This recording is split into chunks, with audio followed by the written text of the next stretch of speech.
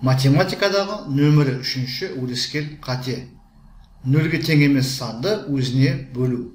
Саламатсыздар ма, құрметті оқырмандар, сіздермен бірге математика пәнінің оқытушысы Алсейітов Амангелді Гумарович. Сонымен сабақтың тақырыбы нөлге тең емес санды өзіне бөлу. Алдарыңыздағы теңдікке мұқият қараңыздар. 7 мен 8-дің қосындысын 15-ке бөлгенде 0 шығады. Осы түрдегі қатені жіберетін оқушылар біріншіден білместіктен жібереді, екіншіден асығыстықтан жібереді.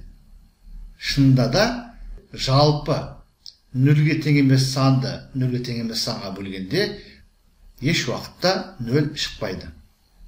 Сонымен берілген теңдік қате, яғни теңдік таңбасын қоюымыз дұрыс емес. Қате қай жерде? Талдап көрейік.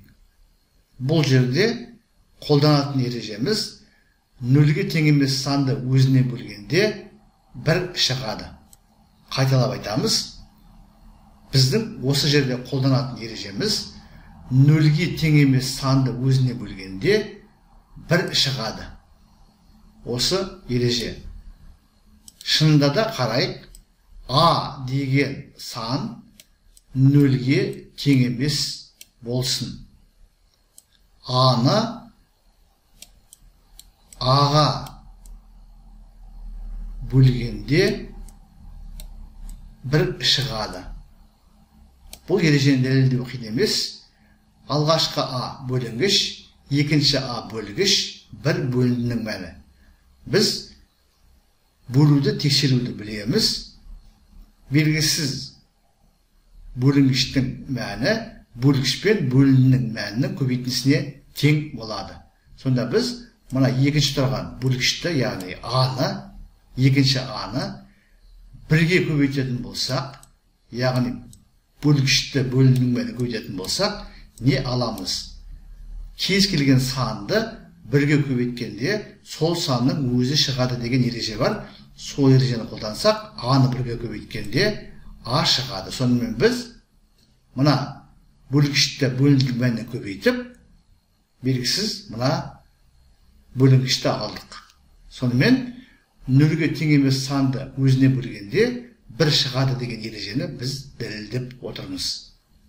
Әрі қарай бастапқы берілген теңдіктің сол жағын аламыз. Мына түрде жазып қоямыз. Содан кейін арифметикалық амалдардың орындалу ретін еске түсіреміз. Егер өрнекте жақша болатын болса, алдымен жақшаның ішіндегі амалдар орындалады. Бізде жақша бар, жақшаның ішінде 7 мен 8-дің қосындысы тұр. 7 мен 8-ді қосамыз, 15 шығады.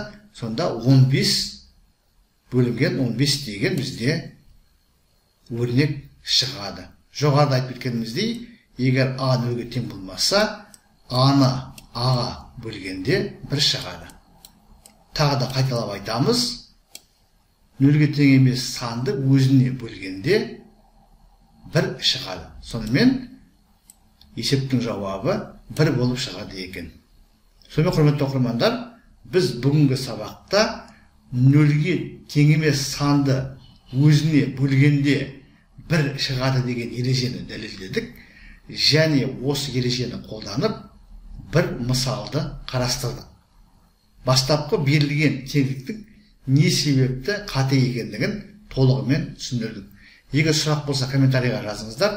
Мен әдеттегідей әрбір сұраққа ұсыныс пікірге ескертуге, уақытымен және нақты жауап беруге тырысатын боламын. Зейін қойып тыңдағандарыңыз үшін көп рахмет. Келесі кездескенше.